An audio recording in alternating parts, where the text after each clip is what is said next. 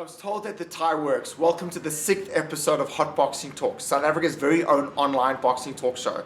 In this week's show, we'll be talking to Johnny the Hurricane Muller about his upcoming fight and his past performance against Masternak, as well as profiling junior flyweight prospect DJ Kriel from the Hot Box Gym, and having our weekly chat with sports journalist Hayden Jones and boxing journalist Cyril Hong. This is the 6th episode.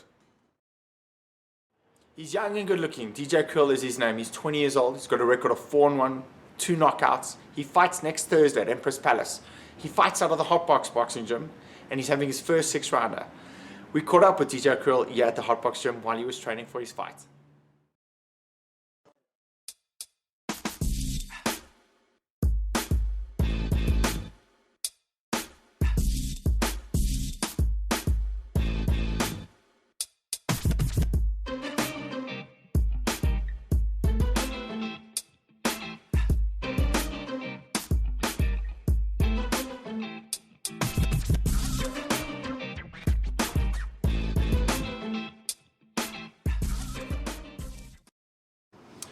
Hot Boxing Gym's hot prospect, 20-year-old DJ Kriel here training at the Hot Box Gym for his fight next week, Thursday at Empress Palace.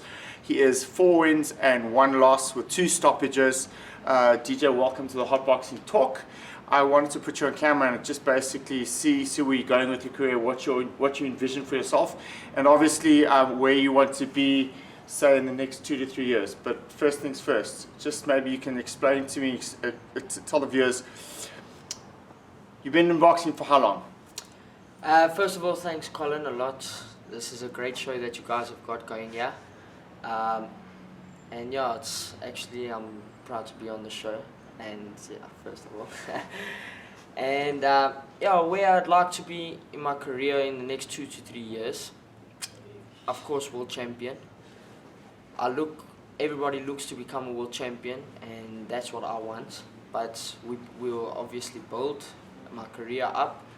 I have more experience, I need more fights, and yeah, first of all, most probably SA title. I'd love an SA title, and then from there, just grow as a boxer. Okay, now answer my first question. How long have you been boxing for?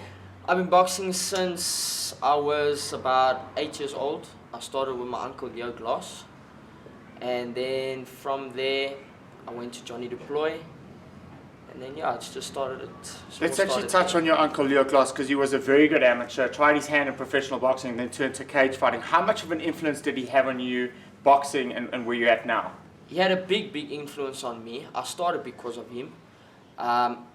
He's still in my boxing now. He supports me a lot, and yeah, he was actually the reason I started boxing, because boxing is from my family. It's been in my family for a very long time, but him being my uncle and everything, and I was with him most of my childhood, so that's how I got into boxing, is through my uncle. Okay, you're having your first 6-rounder next week Thursday at Empress Palace. You're fighting Thabo Moabi, who's a bit of a veteran. How do you think that fight's going to go? Well, I train very, very hard. That I know. And I'm just here to prove that I've got skills, and that I'm here to prove something in boxing in South Africa. I want to become one of the best there is in my weight. And yeah, but against Thabo, it doesn't matter who it is. I'm just here to prove something, and he's another opponent. Last question, you do a lot of sparring with Hecky Butler, someone you look up to. How is that experience every time you spar with him? Truly amazing, you know. I learn something every single time I spar with Hecky. It's truly amazing. More experience. He's such a clever fighter. I can't even explain. He's a very good boxer. It's amazing sparring with him, and I just learn a lot every time I end up sparring. DJ Kriel, 4-1. Hopefully next week 5-1 at Empress Palace. You can catch him junior flyweight prospect training here at the Hot Box Gym. This is the Hot Boxing Talk. This area looks so familiar, doesn't it? That's because we have our weekly boxing chat with sports journalist Hayden Jones and Cyril Hong discussing Johnny Muller and, of course, the legendary, the one and only Floyd Mayweather Jr. Hayden, Cyril, welcome to Hot Boxing Talk. We're going to be discussing the Johnny Muller issue. He is coming off a very controversial win against Masternak, and he now is basically kind of going into the Lion's Den fighting Alexander Usyk. Hayden, let me start with you. Johnny did look good in winning his fight against Masnak.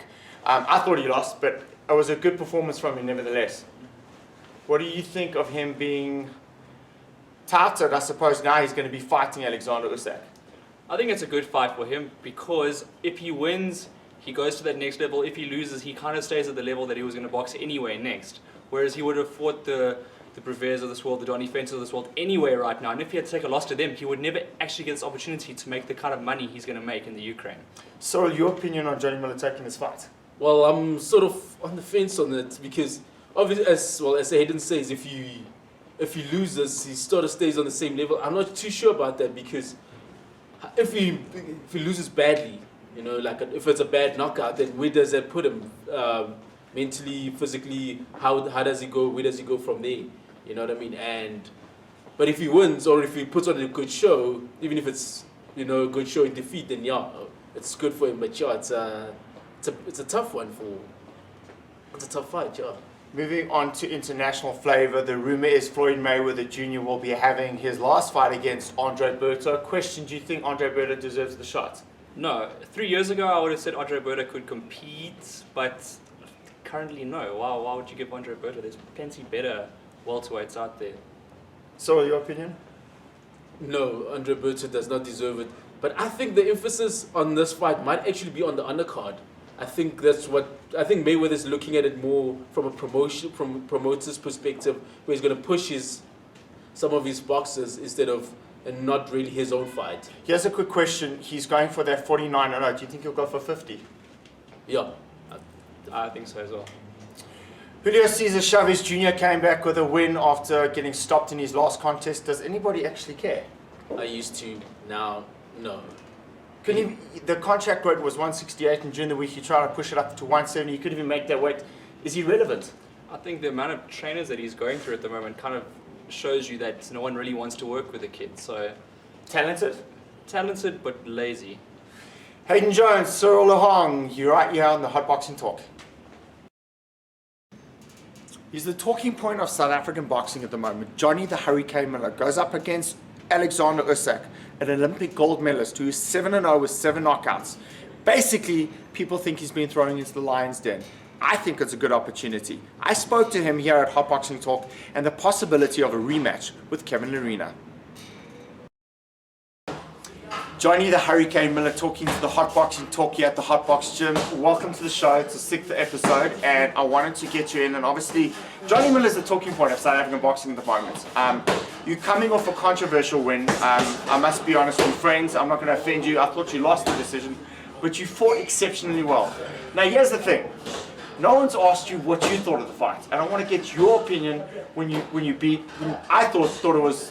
I didn't think you won, but when you beat Masnak, I want your opinion. Well, then, thanks for having me here, and thanks for asking me my opinion. My opinion is, from my point of view, it could have gone anyway. Okay. It could have been to him. I was the lucky one. It was so hard fight. It was such a hard fight that it could have gone to him as well. But I've watched the fight over and over again, and it made me a little bit happier when I watched the fight. There's some stuff while you fight you don't know you did it and all that, but after the fight I watched the fight and I see. Actually, I was winning a lot of rounds. You know, those 2 knockdowns counted against me, but only the one was a knockdown. Yeah, I must agree. I thought the first knockdown was a push. That was definitely a push. That wasn't even a push. It was me throwing my weight over my feet and all that. So that wasn't a knockdown. But you know, my opinion, all the first few rounds that I just snatched them away from him. I think they helped me because that 7th round when he knocked me down, that was a very good knockdown. And I was thinking to myself, hey man, you have to get up.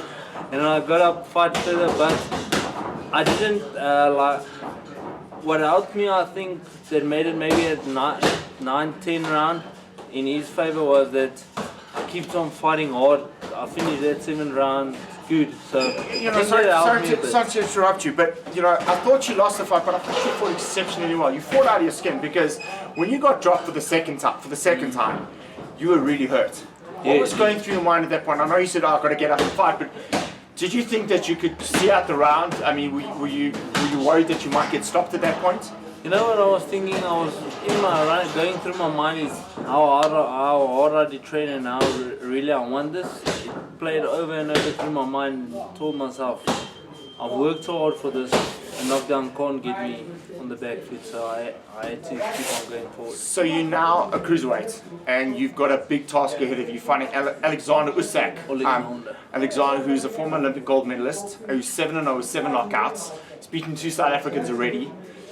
It's a big step, and I believe it's a step in the right direction for you because it's a big risk, I know that, but you know you've got nothing to lose. How do you feel about taking on such a big fight, considering this guy's got such a good knockout ratio and such a great amateur pedigree?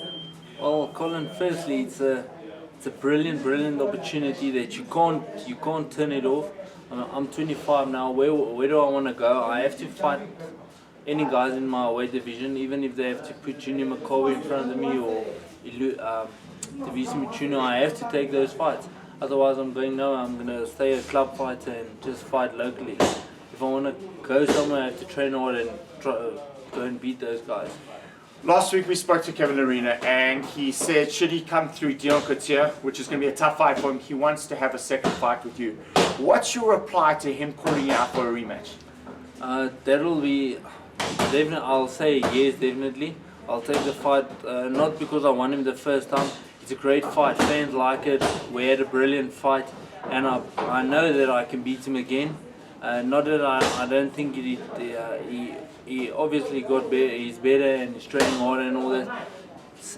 Exactly the same for me. I'm training harder, work harder.